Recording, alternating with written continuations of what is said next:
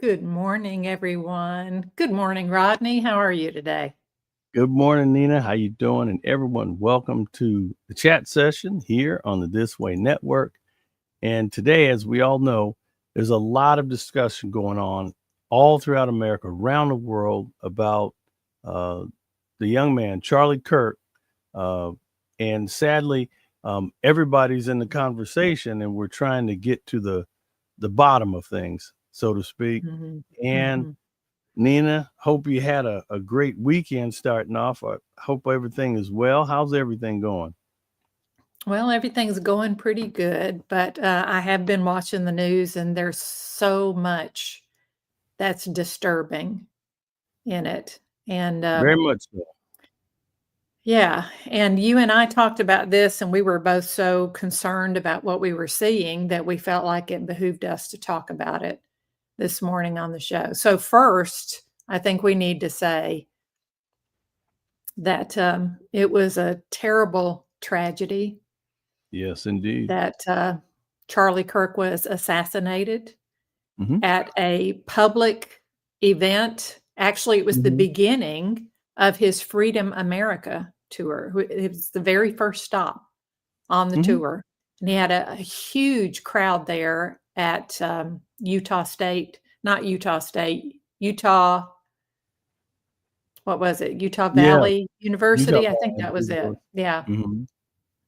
And he was shot in the neck and died pretty much instantly in Hmm. front of the entire crowd and his wife and his kids. It's terrible. And yeah. Nina, every day you start to look at things in society, and the saddest part of it all is these are certain people who are thinking that what they're doing is completely justified, completely Mm, right. mhm. And I think people are taking um, so many things far, far beyond. I mean, because Oh, a yeah. lot of the things, I mean, that's what our government is about. Our government is Mhm, supposed to be the ruling body and governing things, the president, whether you mhm. love him, hate him, or whatever, he's the president. And at some point, you have to just kind of cross your arms and sit back. But to get fully involved, to immerse yourself into, Mhm. I'm going to take action. That's where I think that's where the big problem comes in. I think so too, Rodney. God has given the sword Hmm. of justice to That's right. governments. It's God that raises up governments and God that takes down Hmm. governments. That's right. And when we as individuals, um, I think it's human for all of us at some point Hmm. that my phone was still on. Oh, And okay. so I'm trying to get back to you now. I lost where you are. I'm here. There we I go. see you. All right. Yeah. Um, when we as individuals take it on ourselves to do Hmm. what God has ordained governments to do, we put ourselves ahead of God and we say, I know better than you do, God, what That's needs to right. happen here. Do you And think? so Do I you have think set people? myself above you and I have set my judgment above your judgment. And my timing is better than your timing.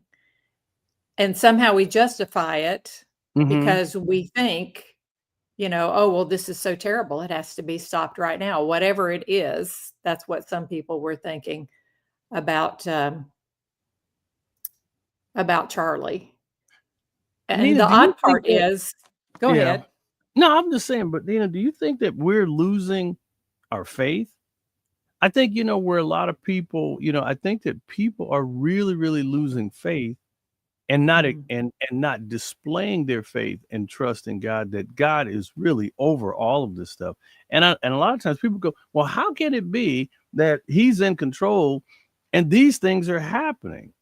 And I think that we need to get back to the basics. We need to get back to our faith. We got to get back to mhm, believing that mhm, ultimately, you know, ultimately, God is in control, and to take up things like Mhm.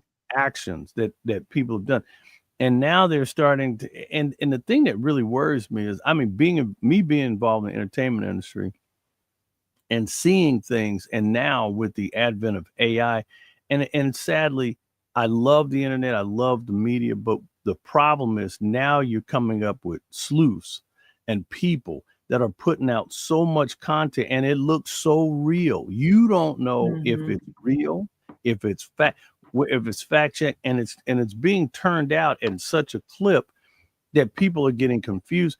And the sad thing about it is, it's almost like you know, what was it? What was it?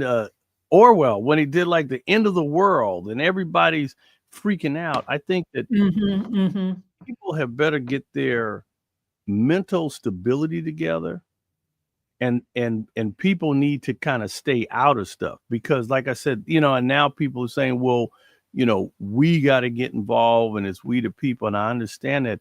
But when you start challenging the government and going up against the government and reacting and doing things, that's a problem. Mhm. I'm not saying there's not a time to go against the government. If government is acting wrongly, then that's why we are able to vote, to make our voice heard, to petition the government for redress when we think they're doing wrong. But there's always a method for doing that. And Right. God is the one who orders Mm-hmm. circumstances and so forth in our world so that his will is always done. Yeah. So I think you're absolutely right. But I think a lot of it has to do with sometimes even Christians stop trusting God to do what is right, what is best for us. So I want you to think about this, Rodney. If Mm-hmm. you and I were standing at the foot of the cross as Jesus Mm-hmm. was being crucified, would we think, if we were living in that day, not knowing what we know today, if we were living in that day, would we look at what was happening and we would say, this is God's will? Yeah, I understand what you're You saying, know? but We I always wouldn't. We would think that's horrible. God, you have to stop that. We Mhm. we thought he was of you and now he's being killed and this is wrong. And like Peter, one of us would have taken up a sword and cut off somebody's ear to stop it from happening. I've always said my thoughts were, I always err to, what has this man done? You see what I mean? What has Mhm, this man mhm, true, or woman? What have, when I look at society, I look and I'm like, well, what has this person done mhm, to warrant all of this? And I mean, and you see that reaction. You got people out here who are literally taking up arms, and they mhm, are literally taking things in their own hands. And I'm thinking, like, my goodness, where, mhm, and as we know, as believers, we know that as time marches on, more and more and more, there will be days like this where, um, you know, the Bible speaks of people calling, you know, wrong right and right wrong. That's a serious thing. And I think that we're starting to see the effects of it. And it's mhm. obvious that people are starting to, even in the Bible says, even the very elect will be, um, will be led astray. And Yes, so, and that yes. is scary. Were not the time shortened, God says. That's Even the right. very elect would be led astray. And That's what right. he's saying with the time being shortened there is that he is coming back. That's right. He's coming back, and, when he does, there will Mhm. be an end to time. Mhm. Good morning, Elvira. Yeah. We're so glad Y y'all are here. Thank you for yeah. joining us.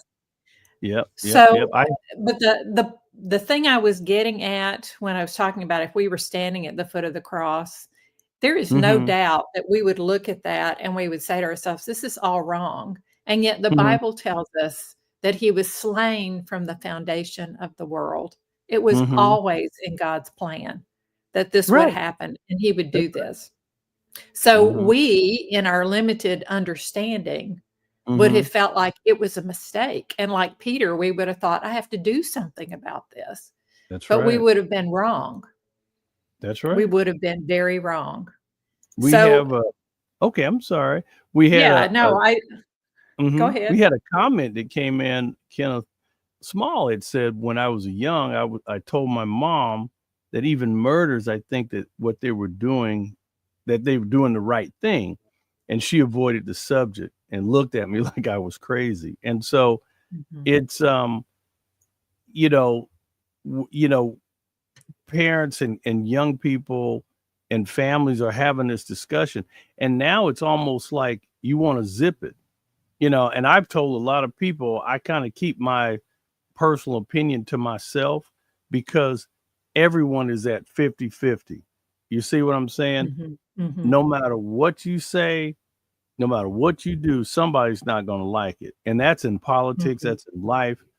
And so I think the best thing that we really need to do is actually pray. I mean, really, really pray. And not just pray and just stand there. I'm talking about act. Take that prayer and put it in action and believe it, mhm, and put it to mhm, use, because I think that there's a lot of people who say they believe, and the question is, are what they're doing, is it real? You know. mhm, mhm. And then Because and our go ahead. yeah, our actions do, betray, if you will, Mhm. what we're really thinking. That's right. So, and I think that's part of what's happening right now, because that's the other side of this story. There's the story of what happened to Charlie and Mhm. the life he lived and how it was cut short and, Yeah. what we're missing now. But the other part of the story is the Mhm. reaction to it and the two diametrically, Opposing. opposite, Yeah. yeah, opposing reactions to this story. And I don't think Mhm. I've ever seen a time in America when I've seen so much vitriol and hate Mhm. coming out about the death of an American That's in right. our country. Anyone, even if you disagreed with them, you know? I've never seen anything like this before. I do feel like Mhm. that, there's an evil Oh, yeah. that celebrates someone's death. Mhm. And I think that evil is being exposed. I think God is bringing it to the surface. And Yeah. you know what Kenneth said right Mhm. there? Mhm. I do think that and I wouldn't say that murderers think they're doing the right thing. Maybe the Mhm. guy who shot Charlie thought he was doing the right thing. There are a lot of murderers who have other ways of justifying what they're doing. They justify it because they say, "Well, I was hurting, and therefore I deserve to have my pain assuaged somehow, and this is the only way I knew to do it." School shooters, Yeah. taking out others with them. There are some, believe it or not, there are people who kill other people out of boredom because they Yeah. want something exciting to happen. So, Well, see in their that own that mind, I that's mean, justified because they think they're mhm. God, Mhm. and what I need or what I think I need is more important than anyone else here. Nita, do you think that we are lacking a serious revival? Because I think when Yes. you have that type of stuff going on in people's heads, and I remember back in the day as a kid growing up, I remember the revivals that would go through cities and things, and it seemed like Mhm, it refreshed people's understanding of how to deal with one another, and it gave mhm, people time to sit there and reflect and to think, and these preachers that were out in the communities all around the nation, where are the revivals? I mean, I'm talking about, you mhm. remember how they used to have the church I do. revivals? You don't very rarely hear about these things, and I'm glad when they do come, because you hear people, they get together, and you really, now more than ever, we have so much proof that it is a condition of the heart. It is a condition of the spirit. What Yes. people think, what they say, how they believe, how they vote, all of this stuff is a condition of the heart. And Nina, you were talking about the news story. We have a news story Mhm. that we have queued up, and take a watch. and really take a listen to this. A Mariposa County High School staff member is under investigation, while a part-time faculty member at College of Sequoias is on administrative leave. Parents and students up and down the valley are blasting comments that seem to celebrate the death of conservative activist Charlie Kirk. They say they're inappropriate, no matter what your political beliefs are. I don't know if this teacher should be fired, but I want us all to agree that no authority figure should be condoning political violence. Multiple Mariposa County parents angrily addressed the school board during its monthly meeting Thursday. A teacher who allegedly stated they were glad Charlie Kirk is dead and told MAGA kids to go home and cry. Parents say there's no room for these comments in the classroom. These comments send a harmful message that individuals who share Charlie Kirk's opinions or beliefs are somehow deserving of violence or death. The Mariposa County Unified School District sent parents a statement this week and reads in part, "We are currently investigating a complaint involving alleged comments made by a Mariposa County high school staff member." Over in Tulare County, a College of Sequoias student took this video. Yeah, I hope every one of his family dies, and their children, and their grandchildren, and their grandchildren, and their grandchildren to eternity.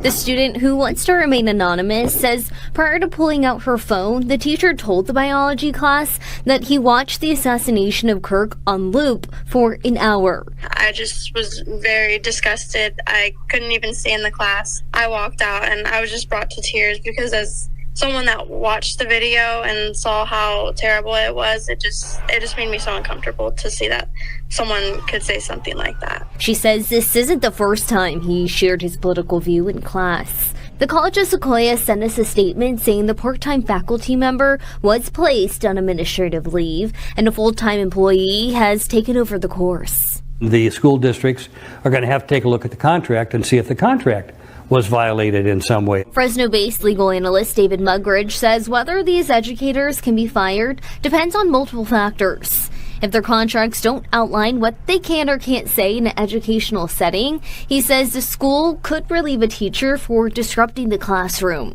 But he says there's little defense for encouraging violence. For me as a teacher to go into a classroom and suggest that somebody deserved to die and his family should likewise die all the way down to his dogs in his 10th generation, that's inciting violence. And I don't think any contract would protect somebody from saying that. And of course, we'll follow this situation and see if those lead to any terminations. Reporting live in studio, I'm Hannah Gonzalez, CBS 47 Eyewitness News. It's pretty chilling, isn't it? Well, I think that it's crazy that I think that they really need to start looking at teachers as well, because they're supposed to be teaching. Your opinion about, it's funny. There are teachers who are, removing facts out of teaching and teaching in a direction that the way that they feel that should be taught, and leaving out critical information that is across the board. And I think that that's a problem. And I think that teachers are very special, especially here in Los Angeles. Los Angeles Unified School District is the second largest school district in the country. They service over 650,000 children. But I also have heard from colleagues of mine who are teachers in the LA Unified School District, and most of the problems are behavioral. Because, and now, it's strange because the generation right now, are my age, that are the parents. And I think the generation before, like your generation, Nina, parents taught kids, hey, you go to school, you respect your teacher, you keep your mouth shut. And nowadays, the kids coming in the classroom feel emboldened and weaponized against the teachers. If the teachers are saying, hey, you need to be quiet. Oh, you hurt, you singled me out. And now it's a problem that teachers have a problem controlling their classrooms. And children are emboldened to, step up. Literally, I had a friend of mine that, like this little 14-year-old kid, like got up and was like threatened my teacher, my buddy. And he said, listen, kid, don't do this. You know, I understand that you know, and now when you look at kids today, they're not the kids of your generation. You know, I remember being a little kid back in the day, 8th and 9th grade. I was this little pipsqueak guy. Now you look at kids in this day and age, and you know, they're 6'4", they're 200 pounds. I mean, they're like built like grown men and women. And I'm thinking, is it the hormones in the food? Why are kids, they're like Neanderthals, you know, and you're starting to think about this, and I'm like, that's a trouble. That's a whole nother subject in itself. But I just think that what do you think about that, Nina? Because seriously, young people nowadays are, you know, they feel that, and they know all they have to do is make up a story. There have been teachers accused and said, "Oh, he touched me," and I mean, it's a huge process. When you get accused of something like that, you get pulled out of the classroom. They sit you down. There's this huge investigation because youth and people have been weaponized with words, and they know, and it's kind of weird. The law is such that, you know, it's like, well, you're guilty until proven innocent, instead of you being innocent until Instead being of the other way guilty. around. Right. Right. Right. Yeah, this has been coming on for quite some time, Rodney. The very things that you mentioned, I served as a public school substitute teacher when my sons were young. My sons are now in their 40s, but when they were young and in elementary school, I was a substitute teacher in the schools, and I cannot tell you how many times I witnessed other teachers and also myself going through things that I thought, what is happening here? This is not the Right. mentality that we had growing up. My parents, when I was growing up, and that was when they still paddled you in school, would tell me, if you got up paddling at school because you did something and you deserved it, you're going to get another one when you come home. Well, because see, we're letting you know that we're behind that teacher, you know. I But have to tell then, you, that's one thing. That's one thing. But I had a situation where I was threatened with paddling, and I said, "Hold it! You better call my mama." I said, "You better not touch me." And sure enough, my mother said, "Do not touch him," especially. And it was a strange situation because it wasn't just a paddling. This will be in my autobiography, but I at the time I was going to a private school, and this lady pulled out a squash paddle with holes drilled in it with a leather strap, a squash paddle, not like some little, you know, ping pong ping pong paddle. No. Yeah. This was a two-handed paddle with holes drilled in it with a leather We strap. vice principal that had one of those. Yeah. And she threatened me with that. And I was only in the, oh Lord, I was in the 5th grade. And I told that lady to her face, if you hit me with that thing, you're going to be in big trouble. I said, you better not touch me with that. I said, call my mother.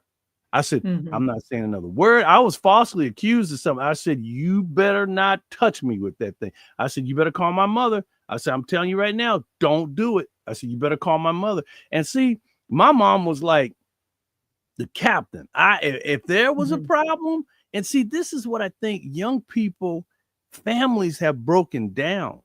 If something, I think that children, if there is something going on in school, they don't have to come putting their dukes up and getting crazy. They say, call my parent.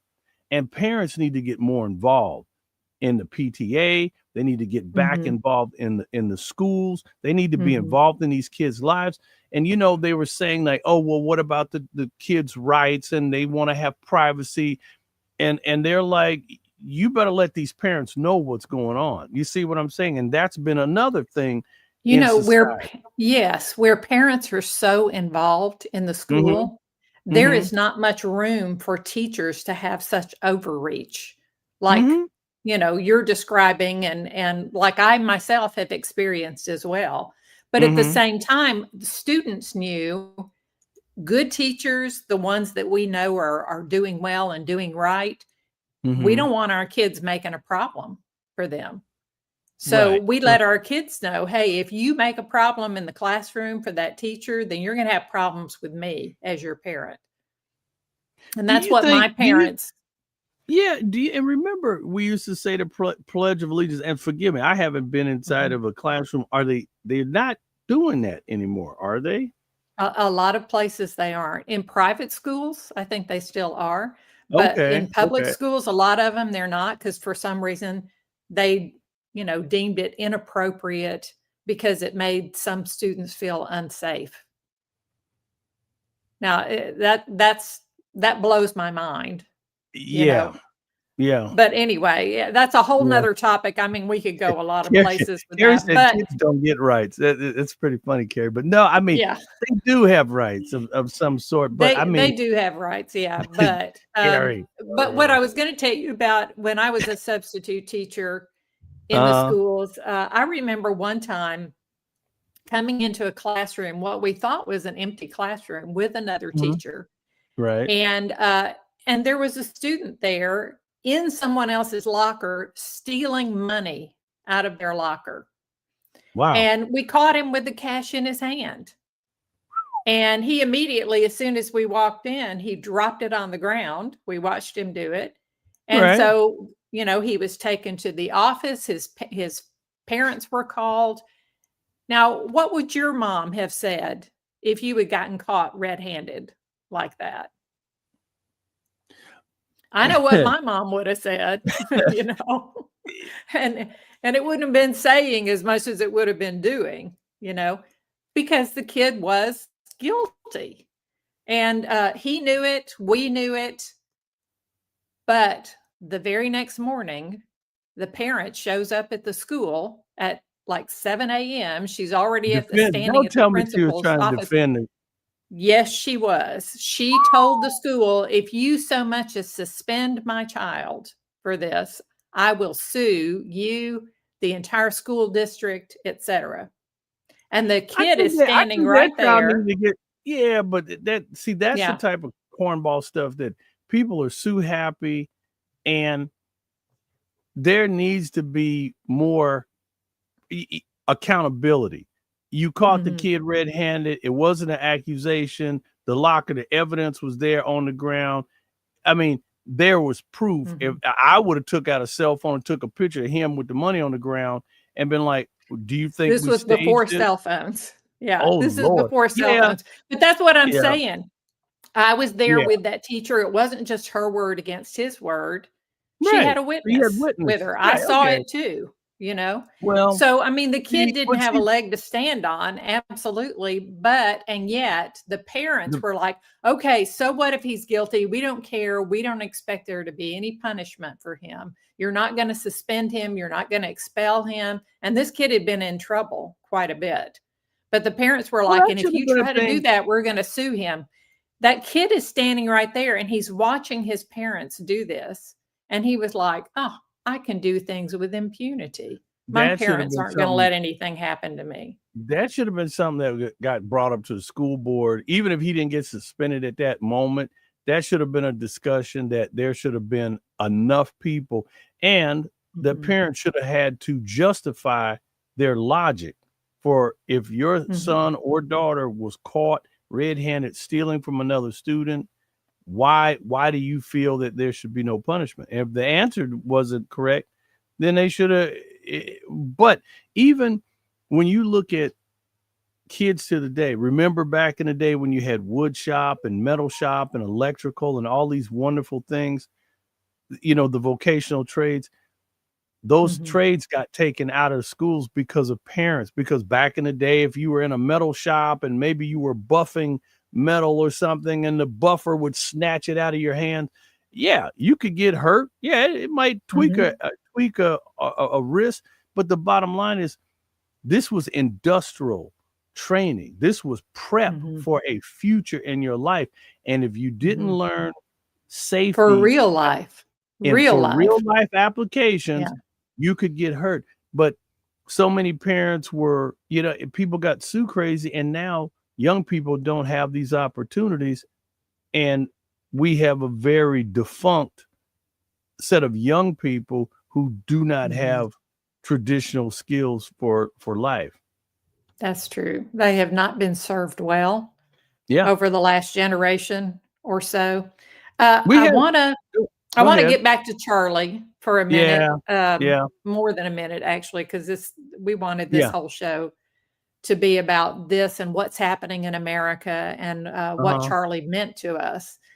And one thing I see happening, Mm-hmm. I thought, if you haven't seen it yet, I thought Laura Loomer did a fantastic job Mm-hmm. of putting into words and capturing what Charlie meant to so many people and why he meant that.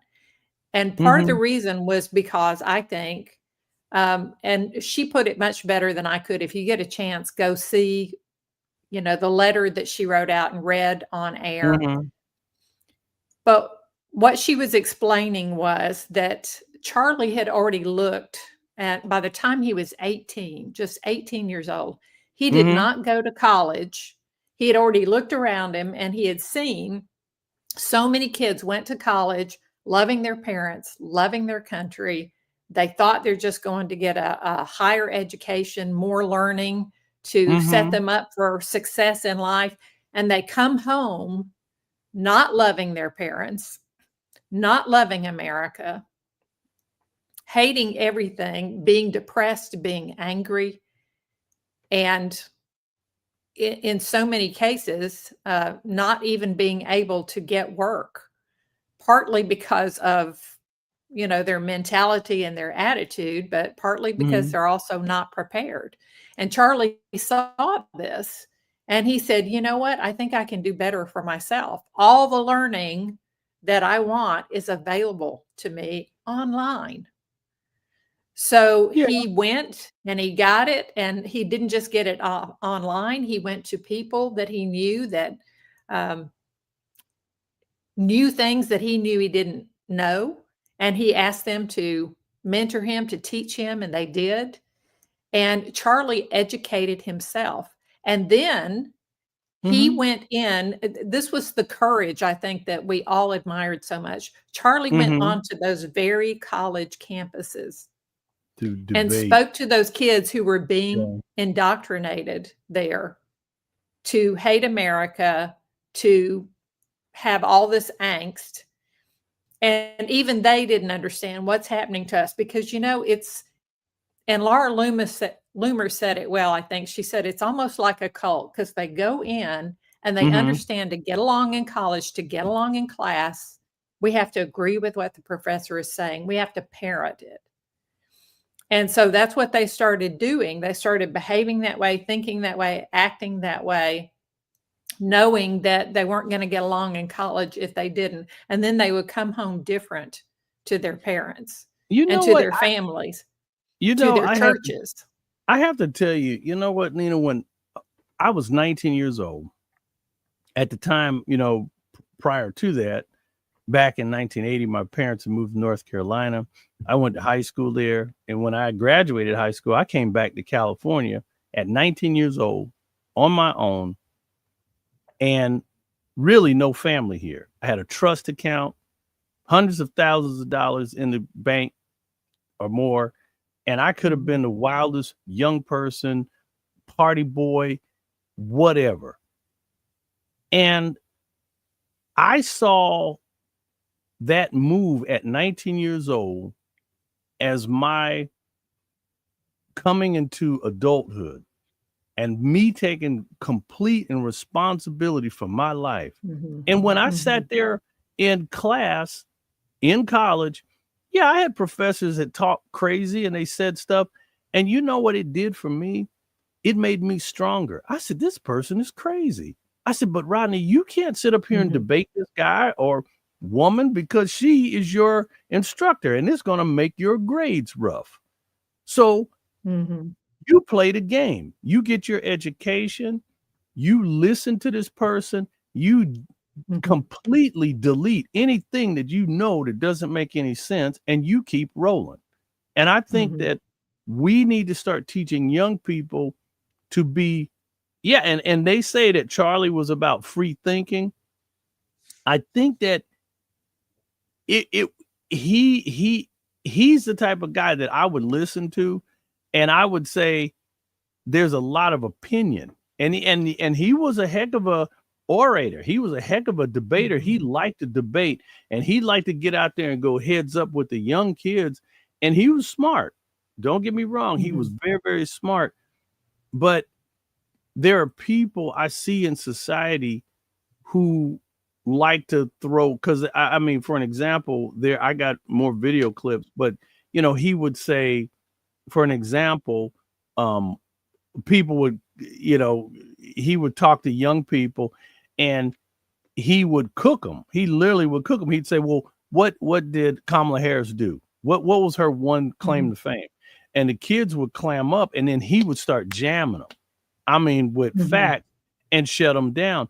I think that there's a lot of people who like to shut people down, but there are things that are factual, and like, for an example, there are certain people who talk about DEI, and there was a purpose for DEI. The whole reality of this world, we have to be honest with ourselves, and there had to be something put in place. If it wasn't, if civil rights wasn't a problem, then the whole thing was just made up.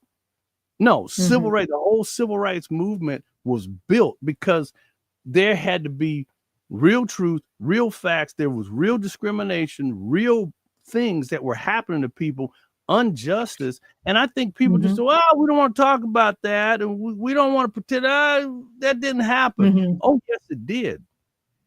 Oh, yes, it did. Yeah, and it's never always this or always that across the board. Everything you've described, everything I've described didn't happen in every school.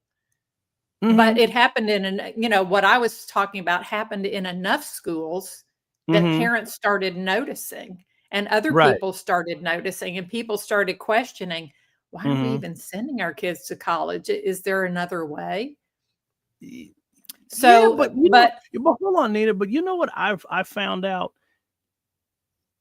When you are in college, that is a preparation for life. Well, honestly, I got it. When I was sitting in school listening to this person, I said, Rodney, when you get into the job market, you're going to have to deal with people like this. How are you going to deal with people who have a completely opposite opinion about what you understand and believe? How do you deal with them? So I think that we're losing that ability to let people really break down the facts and say, this person, like, for an example, if a person came from a Black historical college, or they came from a very powerful family, and the father was really about trying to build up the kids about, hey, you have self-worth. Do you know that there was a Black man that was actually that created the light bulb, and he just could not take the credit for it. There are so many stories about this type of stuff. If more young African American kids were just exposed to the inventions that African Americans had made, it would change they would stand up stronger. They would realize their self-worth. But now you've got, like, the governor of Florida. He's like, oh, well, we're going to take, Black studies out and just teach for whatever it is. And I'm like, well, no, because I'm telling you, at 57 years old, I'm still finding out stuff. And I'm like, we did that? We created what? And I'm like, and I'm thinking, how come nobody told me? And then it gets back to, well, people say, well, you should have studied. I'm like, I didn't even know this information was out there. You see what I'm saying? And I'm thinking, yeah, so how do you know? If you don't know it's there, you don't know to look for it. Yeah, and I think that a lot of this stuff was hidden and buried and stuff like that, and it's creating the society that we have right now, and Carrie said there was a purpose for affirmative action, but the government misused it to protect the minority. There's a lot of things, but again, when you're on a job, you have to realize that, there are so many horror stories of people working in positions and they should have been elevated and they just weren't. And then even with women, it took a long time for women's pay to start being fair. And that has nothing to do with race. That's just a woman. There are incredible leaders women doing things for corporations and stuff, and they just didn't get the fair shake. And now we're starting to see women really earn what they deserve, and other minorities and everything else. But there's always this, it's not the real pushback that you see. It's the stuff behind closed doors. That's the problem. Right. The problem. I think, Rodney, there's no way to legislate morality. And in other words, what I'm saying is, to some degree there is. Yes, thou shalt not kill. We have laws saying Right. you can't murder people. There's going to be. Mhm. But what I'm trying to say is you don't change anyone's heart or their mind about what they're thinking or what they think is true, especially in light of what they've experienced. You don't do that with laws. You're not going to get other people thinking differently. What gets them thinking differently is that they have these experiences in life with other people that have them saying, oh, wait a minute, I thought it was this way, but now I'm seeing maybe it's not, because this person is showing me that. And that's basically what Charlie was doing across those campuses, because he comes to the campus, and one of the things that was thrown at him very often was, well, you didn't even go to college. You don't have an education. He was like, actually, I do have an education. I was able to educate myself. And he said, such that I can sit here on the college campus and I cannot feel threatened by anything that you're going to tell me, and if I think you're right, I'm going to change my opinion and agree with you. And if I think you're not right, I'm going to tell you why I'm keeping my opinion. And here's my facts behind it. And there were many who came to the microphone because that's what he had up on the, on the tent around him. Prove me wrong. Prove me wrong. He asked the people who disagreed with him to move to the front of the line for that open microphone. And then they would come and he would say, he would greet them, and then he would put the mic down and let them speak. Yeah. And let them, he was very proper. go ahead. He was very proper with that. And it's sad that a person lost their life, and but everybody is still overwhelmed, because now they're saying that there's flags at half mast around the nation, and people are saying, but what about all of the other great patriots and people? And that's creating another debate. They're saying, yes, he was a great young man. He did, he was trying to enlighten people in various ways, but there are people who feel wronged that other people of higher stature were not honored when they passed away. You see what I'm saying? It's kind of it's creating. We got another clip. Well, let's. And you were talking about Charlie. Here's another clip. So we need to be very clear that you're not going to get gun deaths to zero. It will not happen. Right. You can significantly reduce them through having more fathers in the home, by having more armed guards in front of schools.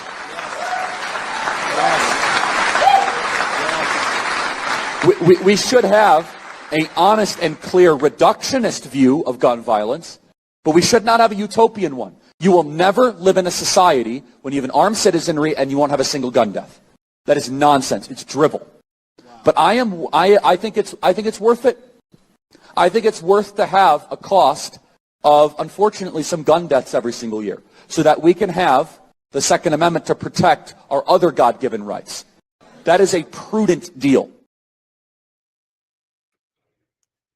All right, so that's a very controversial opinion. Yeah. And Charlie didn't shy away from controversy.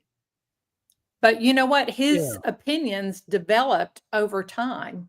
he started when he was 18 having these debates, and some of his opinions changed because some people were able to convince him. Mm-hmm. But by the same token, there were other opinions he held that he was like, no, I'm all the more certain this is right now. And I am willing to defend what I believe. So, Mm-hmm. but I think what a lot of people don't understand in this country, Mm-hmm. he had such an influence on so many because of the way he treated people respectfully, because he Right. would listen to them, he would invite them to the conversation. And I Right. remember so many times I would hear someone come to the microphone and they'd say, why are you doing this? Why are you even on this campus? We don't even want you here. We don't care. And he said, because I think it's important to have a conversation, because when you, especially with people that you don't agree with, because as soon as we stop listening to each other, we Mm-hmm. lose our humanity.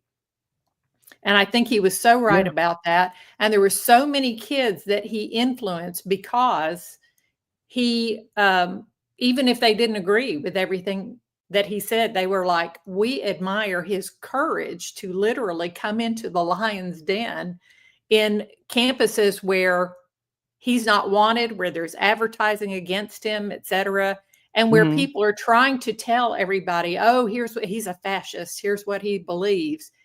And yet they had no proof to support it. And I have to say, the media did not do him any favors in that regard. Just this week, I saw that the New York Times had issued a retraction for what they claimed was an anti-Semitic quote that Charlie Kirk made. Well, the retraction that they printed admitted that the very thing that they said he was guilty of in the quote, they took it out of context, and he was actually arguing against that, arguing against anti-Semitism. And now they had to issue this retraction. And the media did that over and over and over again. And other people did that. And it happens on both sides of the aisle. And Nina, I think that's Nina, that's what I'm trying to say, that we're in an era now that you better fact check everything that you hear. And you know, my mom told me something as a child, and I think one day I said something like, well, Mama, I don't believe it. And my mom sat me down and she said, Rodney, let me tell you something. And I'm going to try to get this right. She said, yeah. She said, do not believe. Oh, that was it. Do not believe everything you see, and believe even less of everything you hear. Because you can make something look like something and you be like, I can't believe it. That thing could have been made up. It could have been doctored up. It could have been set up. And I think, and then when you hear somebody, did you hear such and such and such and such? Well, I didn't hear, I wasn't there. Oh, and now people, you should, instead of people listening, you should really sit back and listen and debate and check the messenger. Check what is the real root behind this message. And then again, people are saying that, oh, Charlie Kirk was Christian. And then there are some people who said, well, was his ways really, you know, he always said, well, he was a believer, but he based his ideologies on facts. That's what he said, because they would debate him and they said, are you basing it on Christian, on the Bible? And he said, no, I'm basing it on facts. He said that many times. So, you know, he would try to, he said his thoughts were initially motivated through his beliefs, but he always backed it with other facts. So there were some things. We got another clip here, and this was a young man, and it's pretty, you know, it just, again, it's just another opinion. Charlie Kirk's death has led me to an uncomfortable conversation that I want to facilitate. To my white brothers and sisters, how would you hope your minority friends respond to the celebration of Charlie Kirk's life when he has very publicly said things like this? I live like a capitalist every single day, Shank. I live as a capitalist. Because of DEI, it begs the question when you see a black pilot, you wonder, you say, I hope they are qualified. If I'm dealing with somebody in customer service who's a moronic black woman, I wonder, is she there because of her excellence? And Michelle Obama and Sheila Jackson Lee and Ketanji Brown Jackson were affirmative action picks. They're coming out and they're saying, I'm only here because of affirmative action. Yeah, we know. You do not have the brain processing power to otherwise be taken really seriously. Refer to Asian individuals by the C word, a word too violent for me to even utter. Refer to Michelle Obama and Ketanji Brown Jackson of the Supreme Court, both Harvard graduates, as not having the brain processing power to be taken seriously. Suggested that if seeing a black pilot, would assume they were a DEI hire. To my white brothers and sisters, I'm genuinely asking, how would you like your minority friends to respond to the celebration of his life? Not to his death, but to the celebration of his life.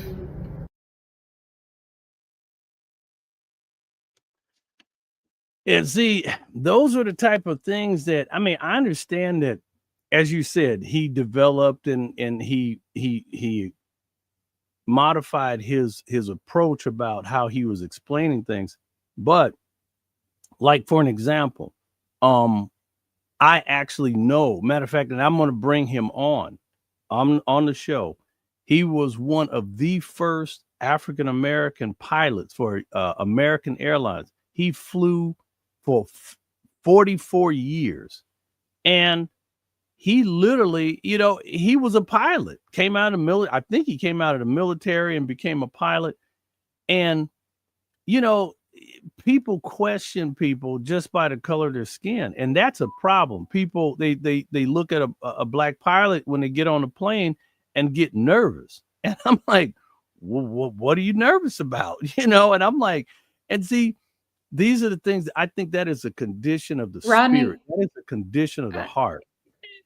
I would agree with you on that. But I also want to point out something else. Mm-hmm. That young man misquoted what we just heard Charlie say. Mm-hmm. Right. Charlie said, you get on a plane and because of DEI, not because they're black, because of DEI, you end up hoping that they really are qualified. That's what DEI. That doesn't make any sense, because even if you were a person that got into a program through DEI and you had to learn how to fly, you're going to have to learn how to fly, whether you got in through DEI or not. You still going to have to learn how to fly the plane. I don't care if they made DEI free for everybody. If they said, Rodney, here's a DEI program, you are now a pilot, I could go sit in the cockpit for the next 6 weeks. I would never know how to even start the thing up. You see what I'm talking about? People I'm not saying they don't learn. No, I'm not saying they don't learn anything. Okay. And I'm not saying that. Yeah, I'm not saying that either. Right. But here's what I am saying.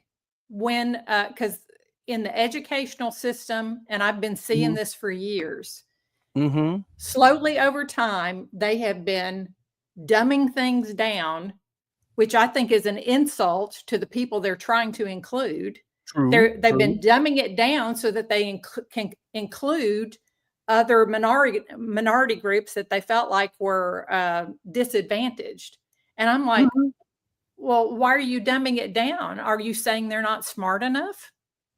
That's not true.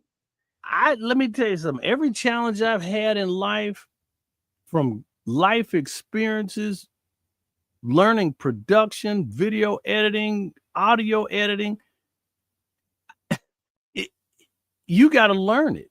I don't know. I'm with you there. With you there. But I will say, I have seen plenty of times where people got put into a position or promoted we all knew kids in school who were socially promoted every school year and came out of school not knowing how to read, not really knowing how to read. I think that was a problem with the internals, because that should not have been, because if that child was not tested and was not advancing properly, there's no way in the world that that child should have been able to advance to the next grade. And that's And a I'm problem. with you. Yes, and I'm with you on that. And I'm saying the same thing Mm-hmm. about the whole DEI system. It is part of that whole thing where we're going to say, we're going to go back and we want to, you know, we want to leave no child left behind, and we want to make sure they all get promoted so that they can succeed. So even the ones who didn't score well, we're just going to promote them anyway. Okay, here's an example. This is fact what I know. I'm involved with a group, and a lot of times, like for an example, this is a pure example, and this is a fact. You have underserved communities, predominantly Black, Latino, whatever, even and poor whites in this federally government housing. And what would happen is they would say, oh my goodness, the summertime comes in, the kids are not getting any kind of extracurricular, they're not getting anything, they're just getting in trouble. And so they started looking around for people to come into these HUD communities. And a lot of times they were not reflective of the community itself. So a lot of times you would have, and this is just fact, they would be a group of educators and they would come into a predominantly minority community, underserved, poor, problems, violence, drugs, bad parents, a lot of stuff going on in these HUD communities. And they bring a white group in and they say, hi kids, today we're going to teach you about this stuff. And the kids are like, who are you? Where are you coming from? And I remind you, that organization was paid millions of dollars to come into these HUD communities and were not reflective of that community. And the kids had behavioral problems. They were breaking things. They didn't care. It was just chaos. And eventually, these white, very well-meaning organizations that were coming into the minority community to really teach and help them and help bring the community up, they would just say, oh my goodness, the kids, it's just too much. We just, the behavioral problems, they're breaking the equipment, they're not listening. We just can't. And guess what? What would happen is they would say, okay, you tried. And that organization would leave with millions of dollars. And they would take that education to more of the suburbs. And that's why so many youth within these HUD communities, they don't get exposure to science, math, technology, engineering, the arts, math. And so these are big problems. It was proven that the federal government for over 25 years had just bypassed those communities, and they took programs out into the inner cities, and kids that already had exposure to science, math, technology, engineering, the arts and math, they just got heaped more exposure, and they grew, leaving all of the minorities in the dust. And so the purpose of DEI was because they realized that there was serious injustice and serious things that just wasn't going on across the board. And again, I get what you're saying, Rodney, but I still believe that what we saw with DEI was it ended up suggesting to whole groups of people, to Asians, to the Black community, to Latinos, you are disadvantaged, you are victims, therefore you need help. They didn't say that. In some cases, they were victims. Honestly, in some cases, they were victimized. They were. I mean, see, this is the thing. We have to be truthful. in a utopia society that everybody loves everybody and everybody gives everybody the benefit of the doubt and everybody will hire somebody and give. That is why I was a speaker at the Inland Empire Housing Conference. They told the housing authority spoke of real investigations. A lot of times, true story. A man, single, he had a good job. He was a single dad. He just needed an apartment. And he went into this apartment to get a place. And for whatever reason, that land, oh, and he had a HUD voucher. The father had a HUD voucher that would help pay and augment some of his rent. And the lady did not want to receive his HUD voucher. And he was like, but I have a voucher. And I'm doing the best I can to take care of my wife. His wife died.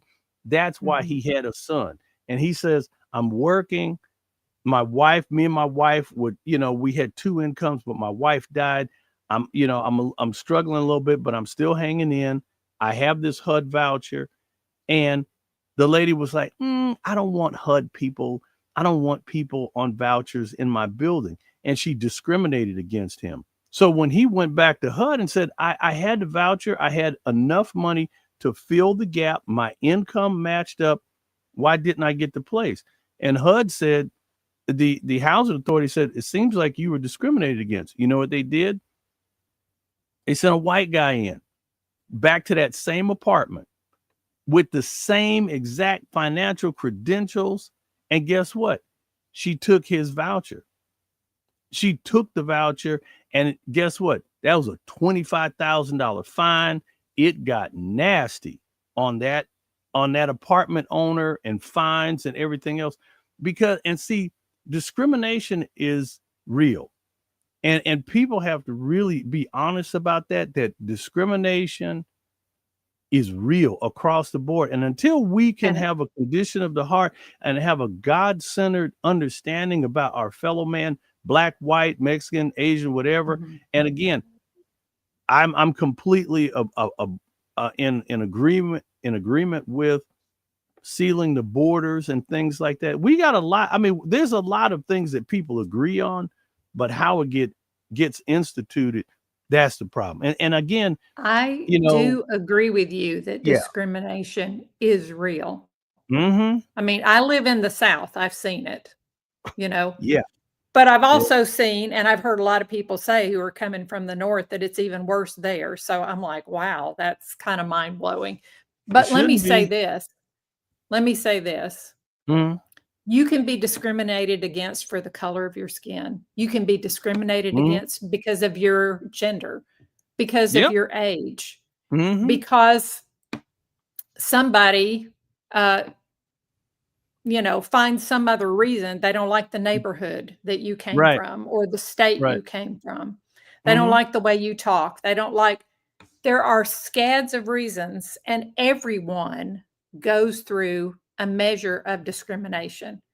No one should be going through any discrimination for things that don't make any sense, that you can't do anything about anyway.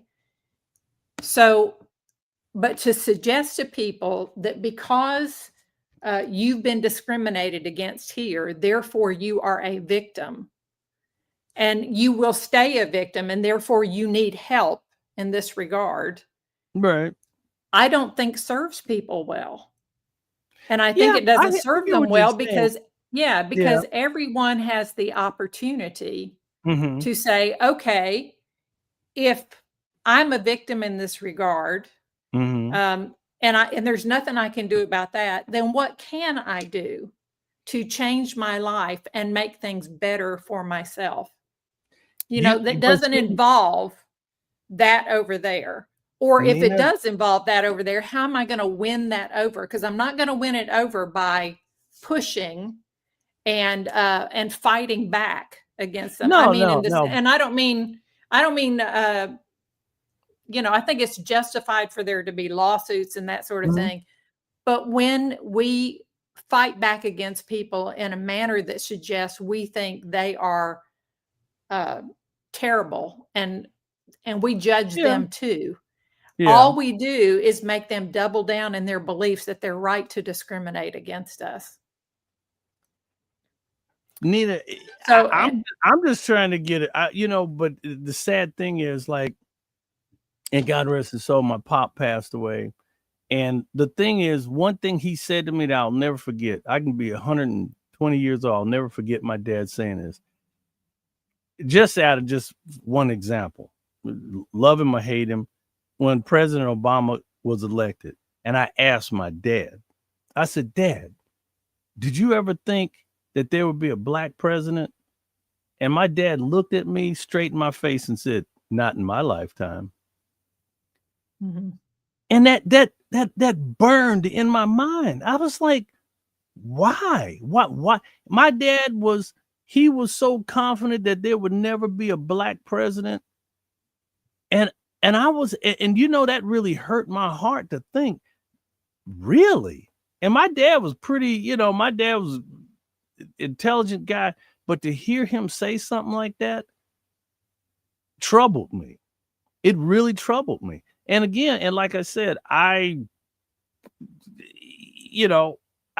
just don't know. I think that He I think that, understood what the situation of the world was and how deep the discrimination was. And he right. didn't think that he would see it improve to that point in his lifetime. And I'm so glad he was wrong about that. Yeah, But I will but say this. I yeah. will say this. Yeah. When Obama was elected, I Mm-hmm. thought to myself, I am very grateful that we finally moved to the place where people will not be looking at the color of skin when they elect someone. Yeah. Yeah. Yeah. But it bothered me when Obama Mm-hmm. got in office, Mm-hmm. and then he started actually fomenting Mm-hmm. the divide between the races instead of bringing people together as he said he was going to do. I'll tell you this. I mean, from my perspective, he didn't do very much for black folks. He really did. It wasn't like he came in and True. started making huge sweeping things to just rewrite history and right every wrong on the planet. He didn't do that. He couldn't have done Mhm. it. And the bottom line was the things that he did accomplish, very few people acknowledge that. And then again, like I said, and for whatever reason, when Donald Trump came in, different party, different time, he started dismantling everything. And here we are because he could do that. And my only thing is, I really hope that what we need, like I said, again, as a nation, it's revival. It's believing in our fellow man. Every American Mhm. needs to have opportunities and have a level playing field. And in this day and age, discrimination, sexism, judging women's pay against men's pay, and that stuff needs to go away because it's really damaging our nation.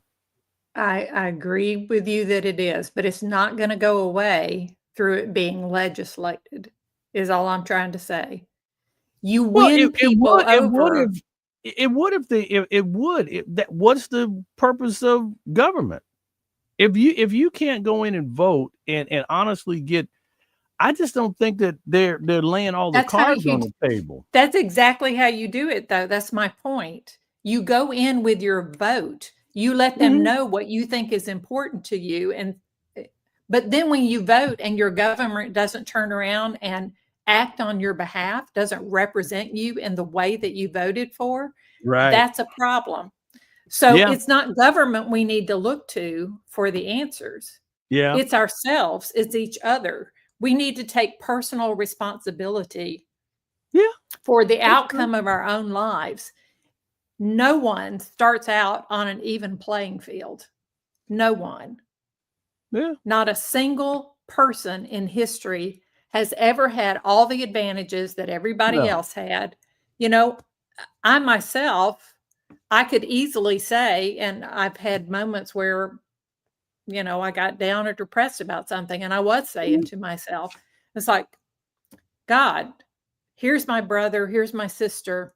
Mm-hmm. They were born perfectly healthy.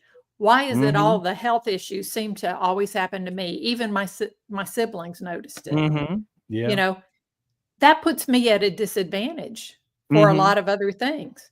Being a Mm-hmm. woman sometimes puts me at a disadvantage with ignorant people who don't know that women are capable, Right. or think somehow that they're, they can't think well or whatever. Mm-hmm. I started out as a disadvantage. So did you, for reasons that you have are beyond your control.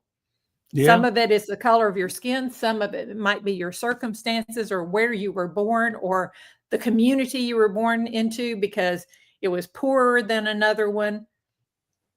I'm sure Yeah. the people in living in the slums in Calcutta are like, well, I wasn't born into a good circumstance. But we're all going to stay stuck and stay victims as long as we keep thinking of ourselves as victims and waiting for someone else to come and rescue us. We've Yeah. No, got to be I don't thinking, think no, the there is a rescuing. God.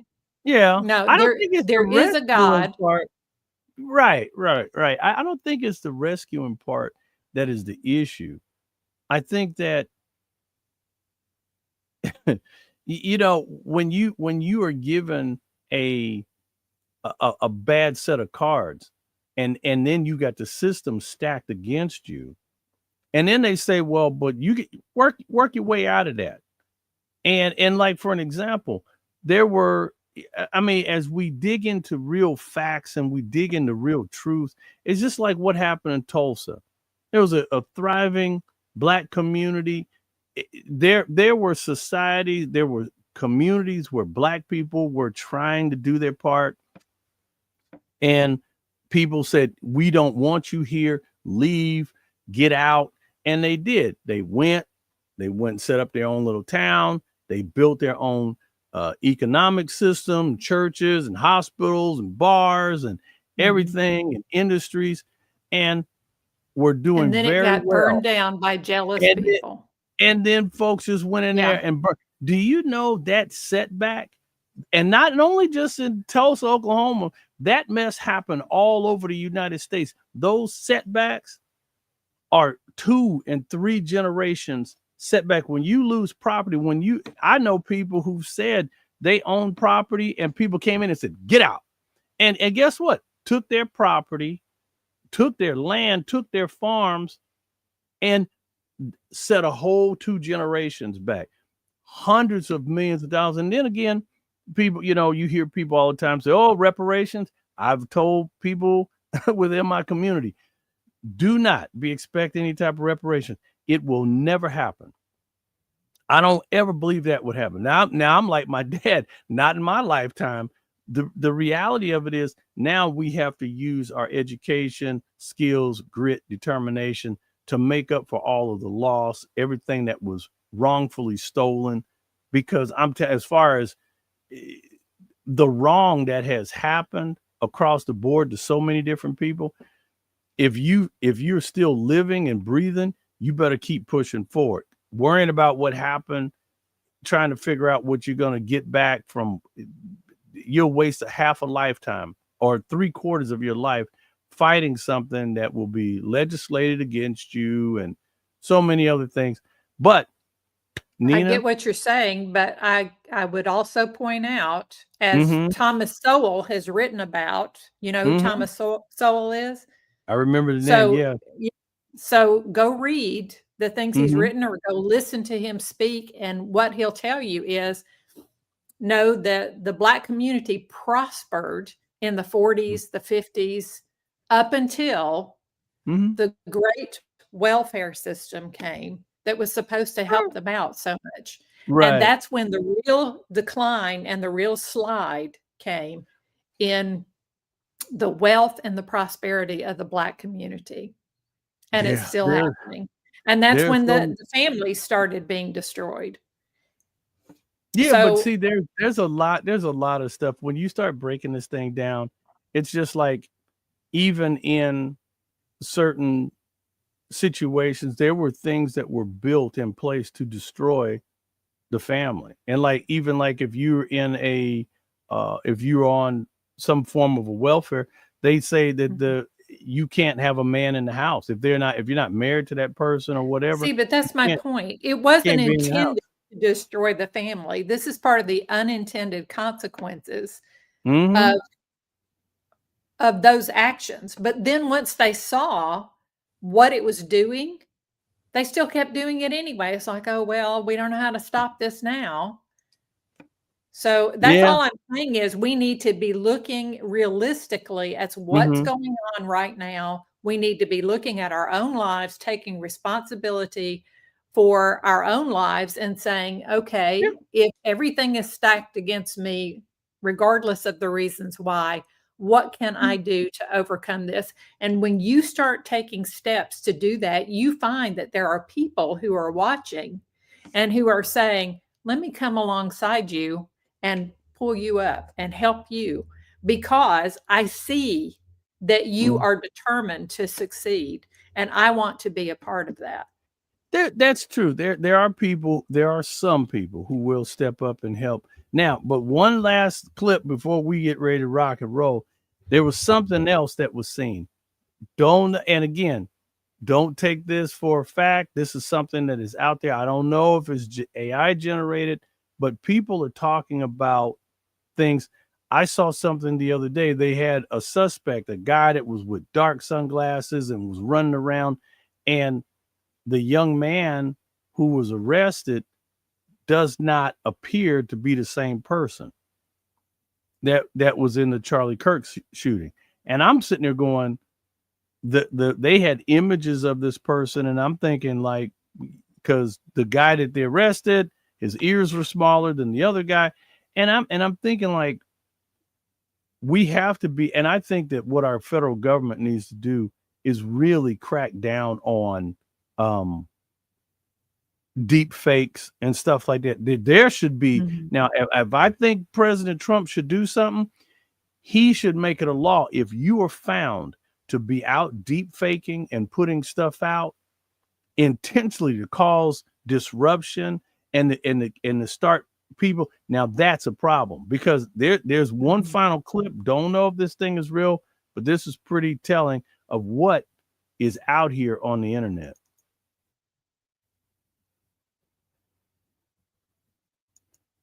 Guy right here with the white hat, he starts it by creating a couple signals. He touches the bill of his hat and then he touches his ear. The guy that shot Charlie is over on this side, so he's seeing that guy and he's also seeing this guy. This guy has to get out of the way from the guy in the white, and he steps forward to get in front of this guy so that the guy that's over here that shoots him can see him, and he rubs his right arm, and then you can see this guy in the background. Watch this. Do you know how many mass shooters there have been? There goes the signals. Over the last 10 years. Counting or not counting gang violence. All right, this is where I really want you to pay attention. Do you see how this guy right here? He moved in front of that guy. He's actually leaning forward right here, and he's touching his arm so that this guy right here in the white shirt, you can see he's holding the gun right there. Watch this. This is terrifying, guys. If I go frame by frame, watch this. So if I back up a little bit, the moment the guy in black moved his arm out, watch what happens. When the arm comes out right here, watch what happens to this guy.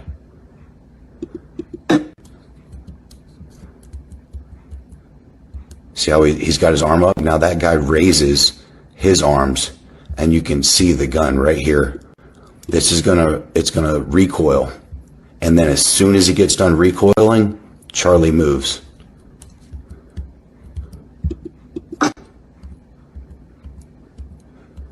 Here it comes.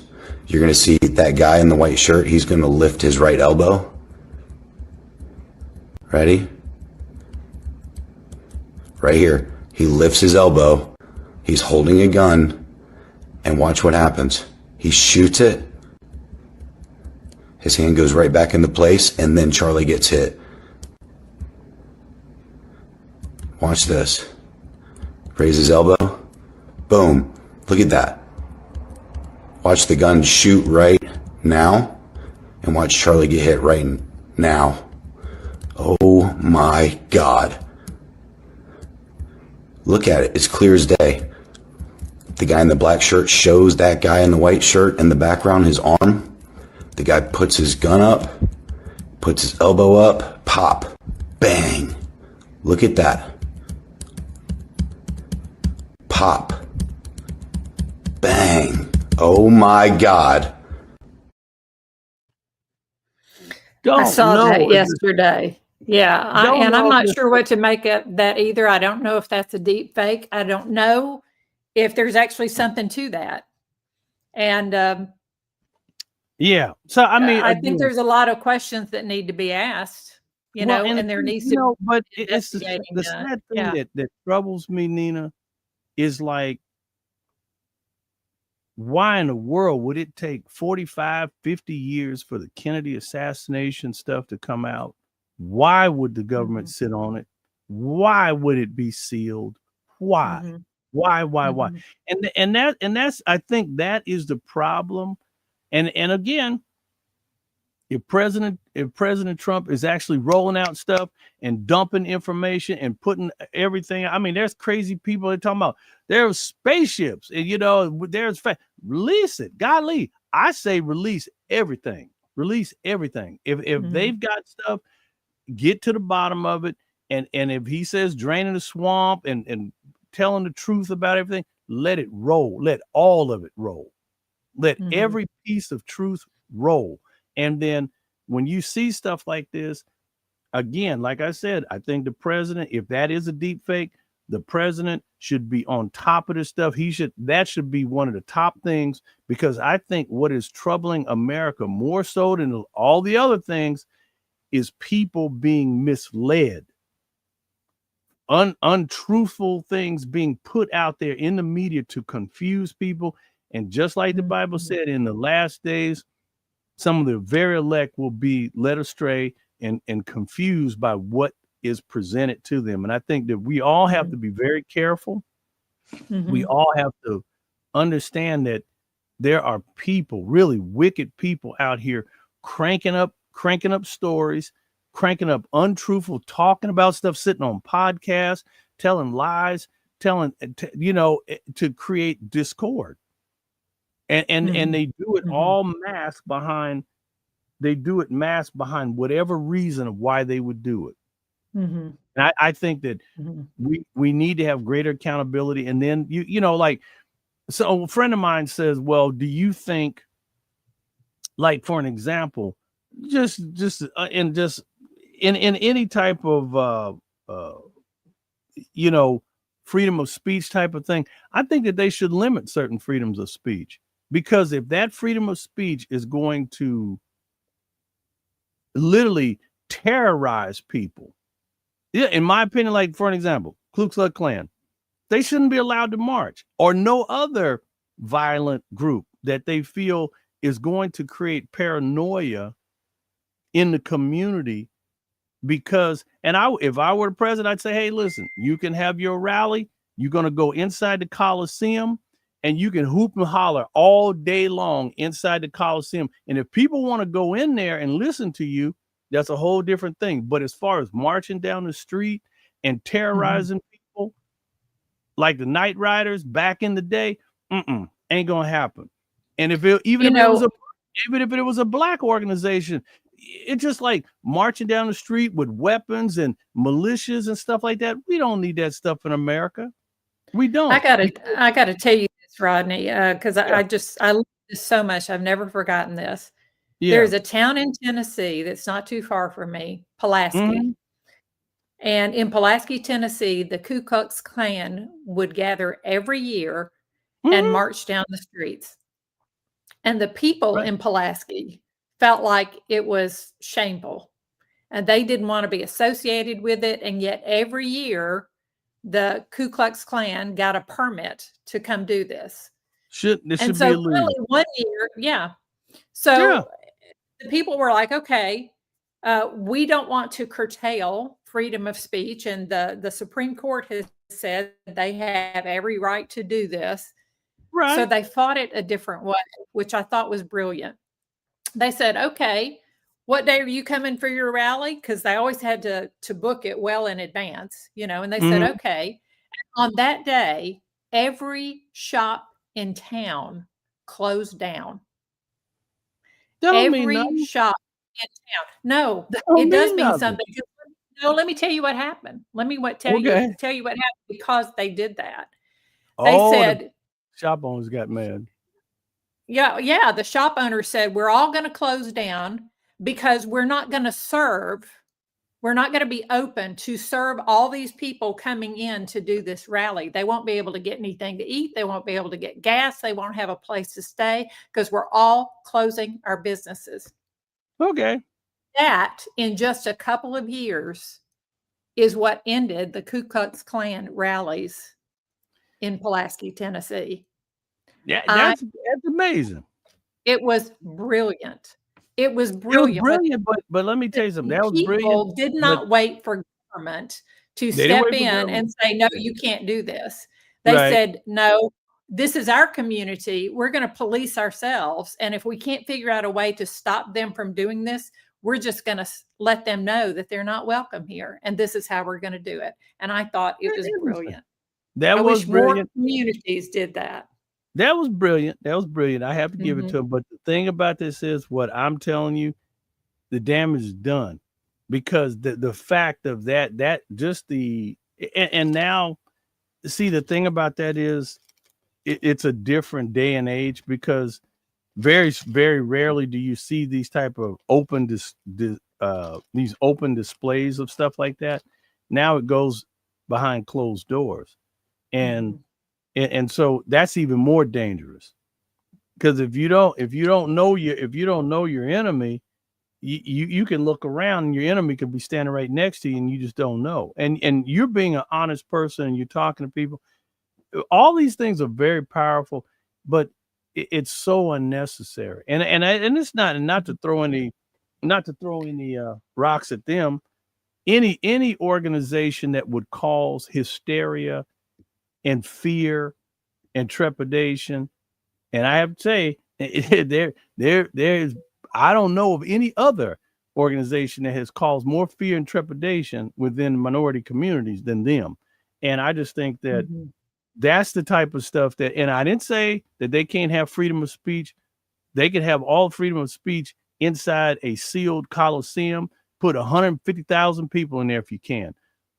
But I think it'd be wonderful if they couldn't find any venue who would actually accept them. But I guarantee you there will be plenty of venues that would accept them and accept that money, and they may or may not. But the point is, what I'm trying to say is the number one thing is putting that stuff on the street. Because let me tell you something, because I lived in North Carolina too, and thank God I never saw anything like that. But you talk about that's a terrifying thing. And see, that's the problem. People don't understand the trauma that stuff. Matter of fact, I've heard stories from my dad and my grandmother. And when they told me stories about stuff from back in the day, and I said, really? And they were like, oh yeah, that was real. And when you hear people tell about people missing and people being hung, and I'm just like, oh my God, it's just, but the whole point is, and I think you just touched on why this is so traumatic for so many people who listen to and follow Charlie. So, but let's look at MT Comer's, pardon me. What did he say? Comment. He said, I would watch only if you explain the subject better for me to know whether it is of interest to me. For example, don't just say, don't take the lure, add what the lure is, maybe next time. So here's what we failed to mention. Yes. The don't take the lure is this. Rodney and I sat here and did not agree about some things. Yeah. Well, but Rodney is not the enemy. And I am right. not Rodney's enemy. And that's what we want you to understand. Don't take the lure that some people are trying to tell you that Mhm. every person who disagrees with you is actually your enemy.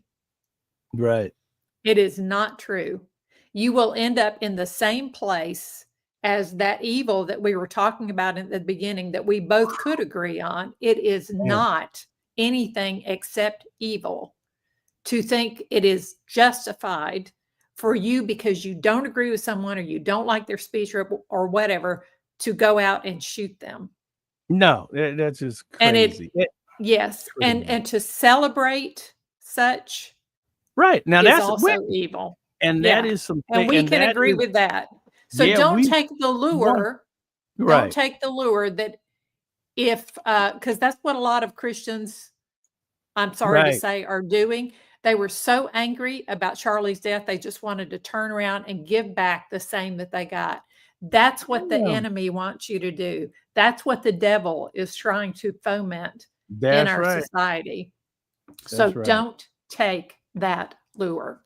Amen. Amen. Well, Nina, great show. I have to tell you, Yeah. I'm just like, woo wee.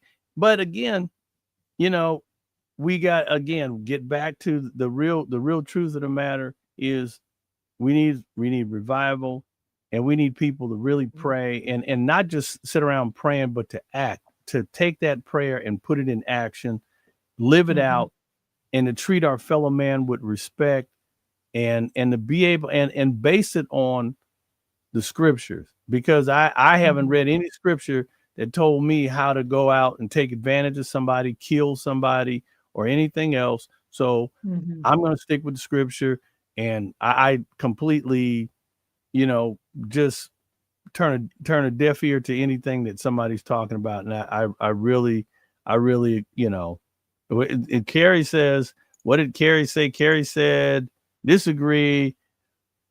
Not Not many, many. I only, had said many are doing that. She said only a few are like that. I wish yeah. that were true, but I can't. Mhm. And I'm not saying that I'm sure many of them don't claim to be Christians, but all I know is Yeah. there is a site that has Yeah. decided to collect all of Mhm. these comments and so forth on social media that people are making celebrating the Oh death yeah, of that's Charlie terrible. Kirk.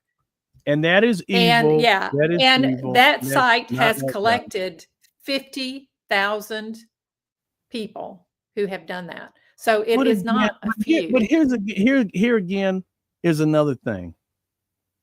I know of email generators. You could send something overseas somewhere, and they can crank out emails and post them and say, "Oh, we got 50,000." Check the messenger. Don't believe everything. Even if I read something like that, I don't believe it. I don't believe it because I know this stuff can be generated. I looked at video. I saw some video and I go, is that real or fake? You can't tell. So as viewers out there of This Way Network and chat session, please be careful what you see posted online. Do not believe everything that you see. Do not panic.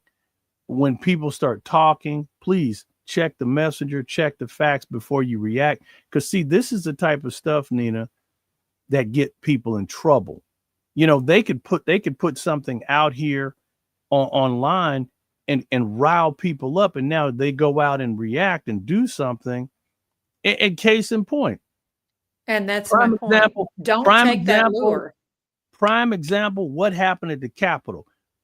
Why them people crawl up on the Capitol and went in there was wrong. And let me tell you something. I don't care what nobody tells me. If there was 10,000 black people said we're going to the Capitol, I would have been like, going to the Capitol for what? We're going to storm the Capitol. I'm like, oh no, you don't. I'm not going. I'm like, in a federal building. You're going to do what?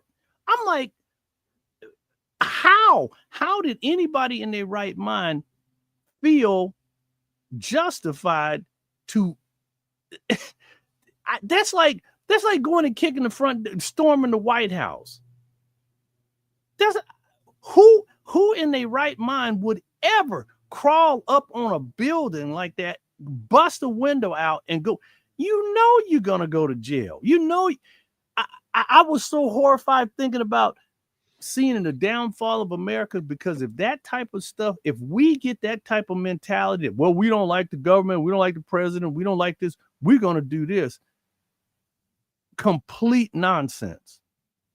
And I would agree with that.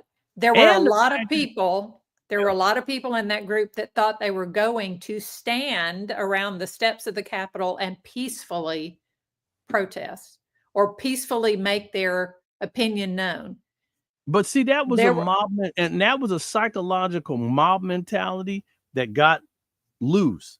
And then when people started pouring in, that's just downright ignorance. Because I'm trying to tell you, even if I was standing there, even if I was standing in that crowd and I watched them people, I'm like, are them people seriously going to bust them windows out and go in there?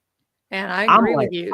Anyone who damaged property, who broke in, who any violence at all, I'm not for that. All I'm saying is you can't lump the whole group together, because there were a lot of people who went thinking, oh, we're just going to go over to the Capitol, we're going to stand on the steps, and we're going to pray, and we're going to make our our wishes known to our government just by being there. Yeah, but there were people in that. Yeah, there were people in that group. There were a whole lot of people that went in there. There were, but there were a lot of people whose testimony is, you know what? We came up to the Capitol steps. We saw a door open. We saw police standing inside the door, and some of them were waving us in. And so we came in and all they did was walk around, and then they went back out. Yeah. So all I'm saying is there may have been a lot of ignorant people in that group who didn't know what was going on. Sure but was. You can't lump everybody together. There were people there who were there to do harm, to do damage, and to create an incident that would make, that would turn public opinion. That was what it was for. I just believe that I just believe that there would have been a different. I just think that there would have been a different reaction if I've had this discussion with a lot of people, and I'm just having to be honest. If that would have been a mob of black people going into the White House or going into that Capitol, they would have shot them off the wall. There would have been open live rounds fired at them people. There would have been no chance for that to happen. There would have been no chance. That would have never happened. And how that happened, I just it's sad to think that there's that big of a difference between reality. But I hope and pray that we never ever have anything like that ever happen in our nation again. Because I was really saddened when I saw that. Had nothing to do with the race of the people. I was like, our nation is under attack. Who are these people? Who would be so bold and crazy to attack the Capitol? And I was like, we are in deep, deep trouble. Yeah. Deep trouble. Anybody, I don't care what is in the news. I don't care what anybody's talking about. I will never be motivated to go out and attack power utility companies. I'm like, see that, I don't know. I just think that common sense is not so common anymore. And again, we need to get back to God-centered, Christian-based logic. And there ain't nothing in the Bible that would tell somebody to go crawl up on a Capitol and go in there. And for all of the Congress people, they say that they were horrified. If you and now you're actually seeing this same type of mentality that where Congress people and senators are being shot and harmed and stalked by people. They need to do something about that, because now the political structure is under attack. And there was, I forgot the nice lady's name who was shot, the senator or something like that, and she was attacked. We have to get back to the basics, and I think that it's a big problem. It's a big problem. But you're entirely right that what it's going to take to turn that around is for God to pour out his spirit here and bring revival to our country. Yeah. Well, I'm hoping and praying, like I said, the Lord he done poured out his spirit. There's plenty of evidence right here. He has never changed. We have changed. We have failed. And people, and I think that the truth will remain till the end of time. And I think that what is happening is people are cooking up their own truths and reacting by it. Anyway, everything I tell you, this has been a wonderful show.